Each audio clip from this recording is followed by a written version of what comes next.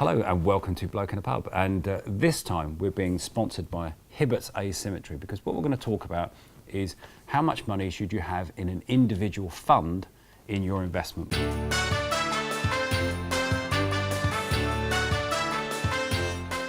Now obviously, as avid viewers of Bloke in a Pub with encyclopedic memories of everything that we've talked about, you'll know that recently we've talked about why you should incorporate UK government loan stocks, or gilts, into a portfolio at the moment, and why you might also consider incorporating what are called negative beta strategies, which are investments that behave in a way that's contrary to the main markets, and why you would have those in a portfolio to make it more resilient as you head towards the end of a business cycle, slowing growth and the potential for recession.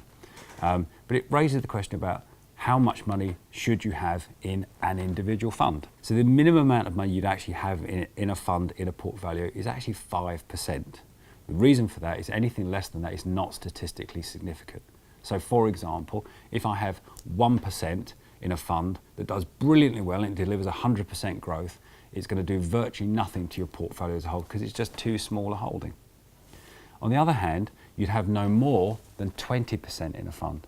And the reason for that is if it does really badly, so let's say for example you just had cash which wasn't growing, and the rest of your money was in stocks and shares that did brilliantly, anything more than 20% you'd be diluting your returns from the rest of a portfolio. Another great way to see that is when we were talking about negative beta strategies. These are strategies that as the market moves down, they move up. And you might think to yourself, oh, well, why wouldn't I have all my money in a negative beta strategy if it's going to smooth my returns? And the reason for that is if you had all your money in that strategy and markets did brilliantly, you'd be losing money hand over fist.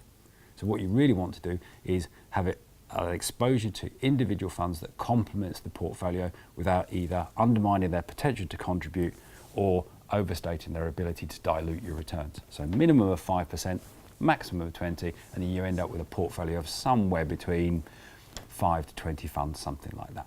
On average, it ends up being about 12 actually. So that's exposure limits, and that's how you decide how much to have in individual funds in a portfolio.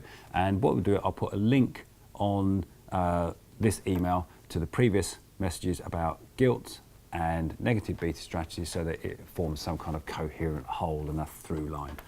A trilogy, if you will. And on that note, we'll see you next time.